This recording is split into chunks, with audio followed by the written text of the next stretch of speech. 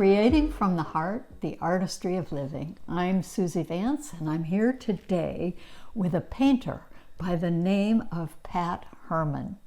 She's amazing.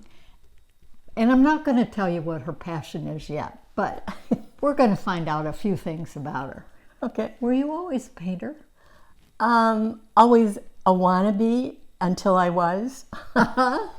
When your kids are little and stuff and you're growing up and you go through college and you get your first job and you get married and all that, and there wasn't a lot of consideration over anything except... Time for doing that. Yeah, time for doing the basics. But then I eventually, when my kids got a little bit older, my youngest was about 2, and I took a first class. I took the first class when we lived in Cleveland. My boys were 1.5 and 2.5, and my husband was on the road a lot. And I was like, oh my God, I have to find something. So, of course, I went to a watercolor class. And started in Cleveland? In Cleveland, yeah. Took a class there. And that ended, and we moved. Within 18 months, we were moving back to the Detroit area. So after we settled in there, I was asked to write a newspaper column, and it was for the Birmingham Eccentric, which was just the town north of where we lived. We lived in Lathrop Village. And so I started writing the column, but out there I discovered the community house, and they were offering classes. And one of the classes was watercolors with a gal named Tori Cox, who was amazing. I never knew what impact she was going to have on my life, but I was taking the classes, and at one point they stopped her class and she came to my house and taught in the basement. So there were some of us who were like, we didn't care where we had to paint, we just had to paint. And she said to me, you should start framing these. And I said, no, I don't frame. And she said, well, at least put mats on them. And I said, no, I don't do that either, Tori. And she's like, why? I said, I'm just a painter. I'm not an artist. I don't, it's not where I'm going to go. And she said, I'll tell you what, I'll make you a deal. You come to my house, bring your stash, and we are going to frame mat and frame, and you'll see. And I did. And then I went to an art show and I sold the first 2 pieces. Whoa! And I said, okay, I get it. I can do this. I can do this. So that's how it started. And she was a huge influence. She's a young gal. Her husband was somebody high up for the Buffalo Bills. And so he was traveling back and forth from Detroit all the time, and she was painting her brains out. And she was a good coach. And it just takes a little something to push you on the road. Oh, it does, and to keep you going, Yeah. And a big push for me was when we moved to Michigan City, I was totally unaware of the art community here. Just moved here because the beach was here, and we found a house we liked, and I knew our children would like to come to the beach. I didn't want to move to somewhere out in the sticks where they were like, so why did you move here? So we moved to the beach, and then I discovered the art community, and it was like, oh, thank you, Lord, this is great. So it's just been a wonderful 17 years. I love that one piece that you did. It's my favorite. It's of this woman who is walking on a pathway away from you. Yes. And walking to the beach. To the beach. She's fabulous. Yeah, and she was at Beverly Shores. On the beach is where I took her photo. Oh my. So, she came from here. I like that photo too. And these are watercolors. Yeah. And watercolor's not easy, I have to say. Well, I don't know. I've never tried any other medium. I like the fluidity. Yes. So I've used acrylics only for the purpose of making monoprints. Then it's fun because I can wet them. I can keep it wet. I can handle that. Oils it used to be when I started painting, oils stunk to high heaven. They didn't have the oils that they have now. And I have some respiratory issues, not severe or anything, but I just don't want to be smelling that stuff, So it's like, no, I'm not doing those. And it's too static. It just sits there. You do that.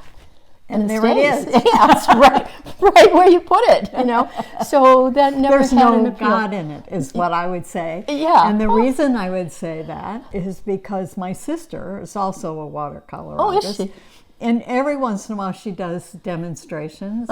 And when she does them, of course, once when she was doing one, the bucket of water fell over on her stuff. A happy accident. Well, and she said, oh, well, it's a God thing. Yeah. That's right.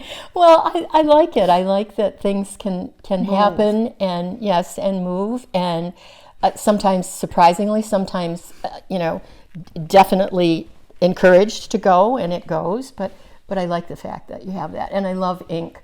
So I love putting ink and watercolor together. It's hard for me to do, and some of my artist friends go and shake their heads because when I do a full-on watercolor, it's hard for me not to pick up a pen and just say, just go in here and give it a little punch. And they're like, don't touch it, don't touch it. And I'm like, oh, okay, well, I'll think about it, But I like ink and water, so it's a fun thing for me to do. And so when you're home alone, you do that. Yeah, well, I do it a lot. The show that I have now, I have a lot of water and ink together. And the show that you have is about sycamore trees. It is. The best trees going ever. Now, when did you discover sycamore trees? Right after I was born, I guess, and could visualize things outside. My parents lived above my grandmother in a 2-flat in Dearborn, Michigan, in South Dearborn. And we lived upstairs, and we both had a front porch, ours over hers, of course. And I used to love to go out and sit on the porch and look at, in the tree lawn, she had 2 big sycamore trees. I thought they were gargantuan when I was a little kid. They were big, but, probably not as big as they appeared to me.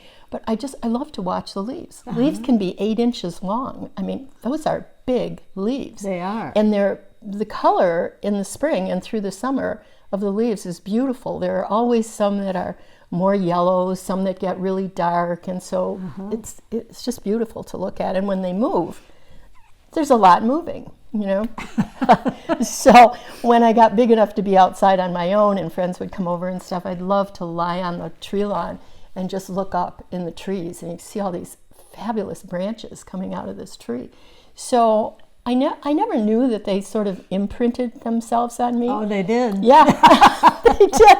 But it got to be, as I had a camera, I would go places.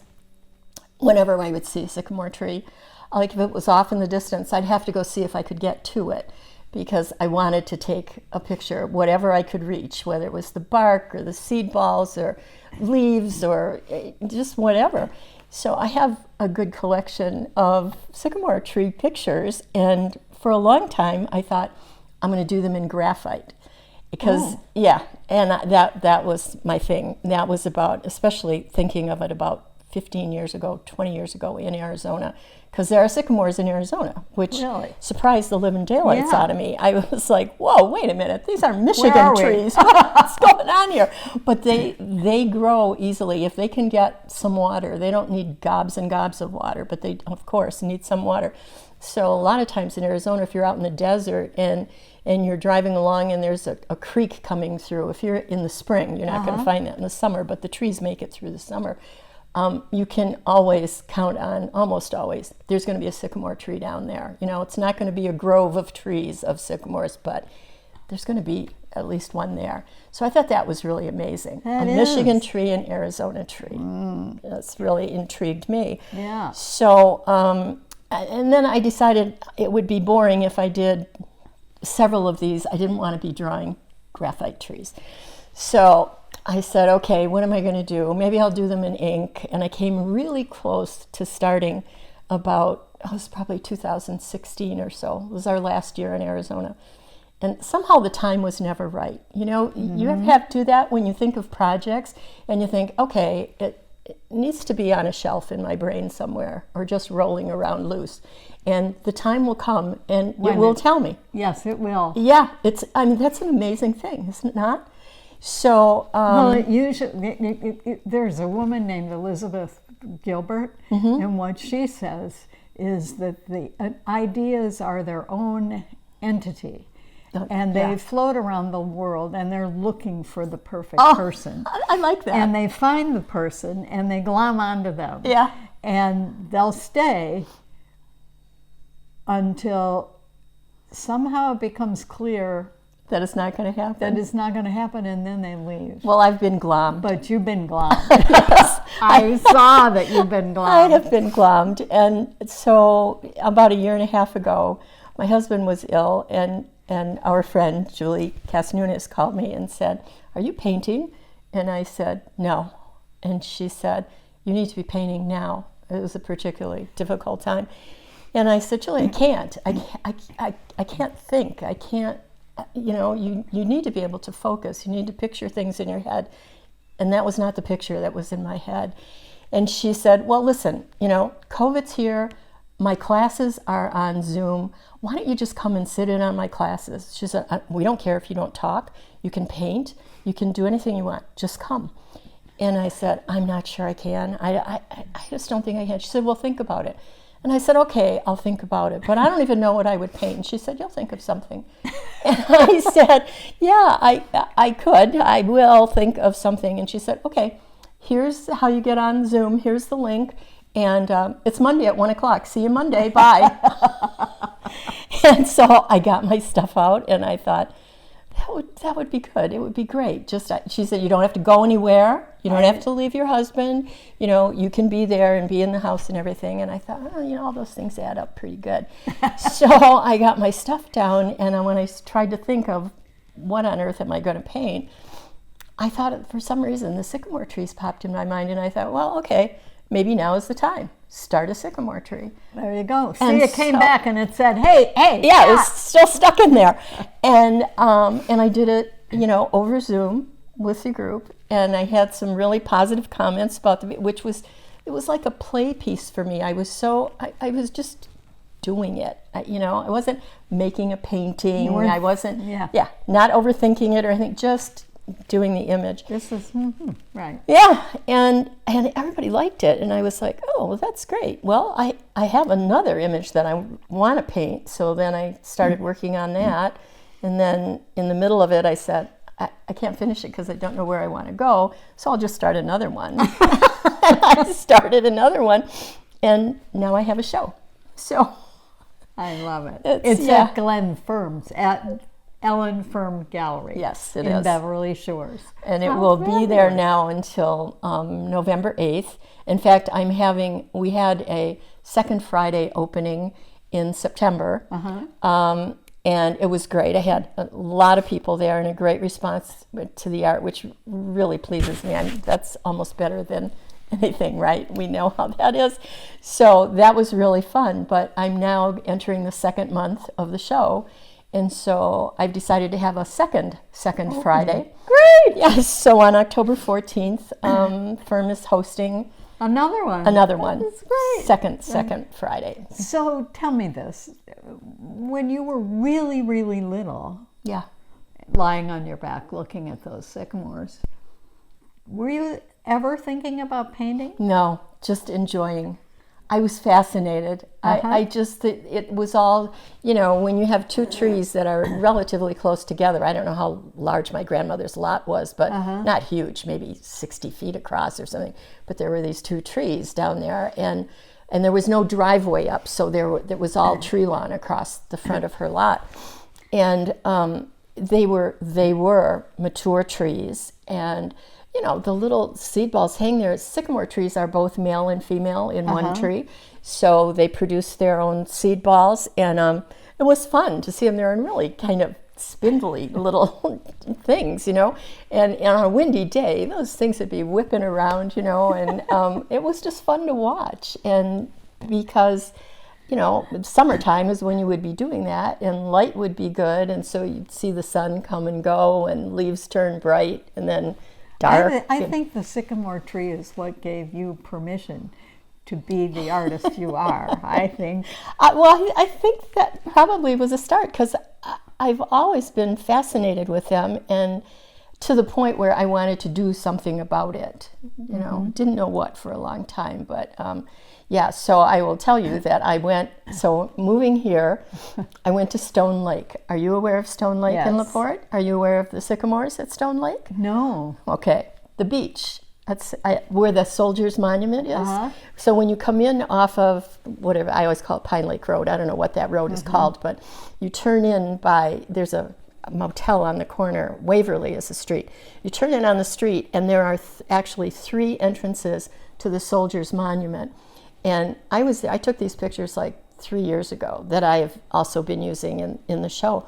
And there are two pictures that are very similar, and they're very similar because it's the same tree. And one is a larger painting and one is a smaller painting. And I was taking a picture of the tree and I thought, God, I looked at it and these are such great angles. The shapes that they're making are so cool. And I was so taken with it, and I thought, well, you're only facing it. You should go around the side, see if it's still as interesting. And it was. So I took another picture. I never went the full way around the tree for some reason. I just wanted to go home and paint the tree. So I did the two paintings. And after I went through my series and everything, I thought, I need to go back to Stone Lake and find my tree other side. and see what the other part looks like. So I did go last Friday. It was a day like today. It was a beautiful sunny day and everything. I thought, oh, this is going to be really cool. So I went down there and I spent an hour and a half on the beach.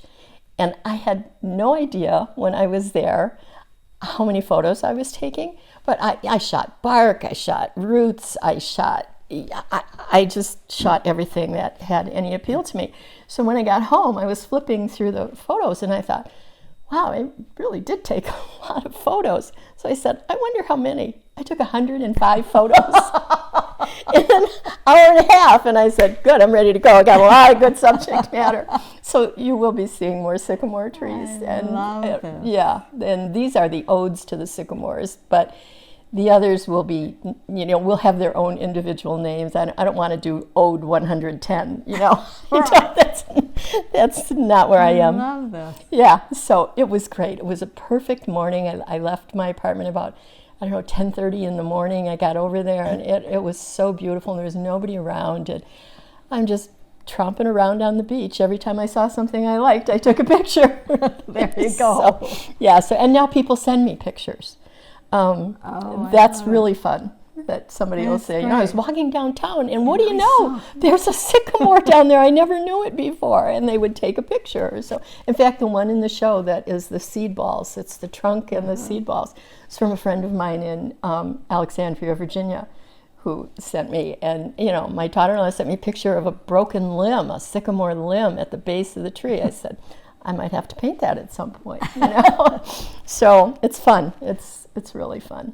And well, you clearly found your passion, and you clearly found something that you can go to no matter what's happening in your life. That's true. That's It's true. great. Yeah, it really Julie is great. taught you that. Yeah. Yeah. She's like, you got to get back to painting. And I told her, I've already given her a big hug over this. I said, you know what? You were the one who was the boot in the pants this time. And, somebody had to get me to mat and frame, and you got me to get back to where I needed to be. That's good. And I'm very grateful to her for that. Yeah. So this has been wonderful. Creating from the Heart, the Artistry of Living. Pat Herman, and we'll see you next time. By the way, you might stop and see any of Pat's stuff. Okay. Yeah, firm is open every day, except Sunday. Thank you. Bye-bye. Bye.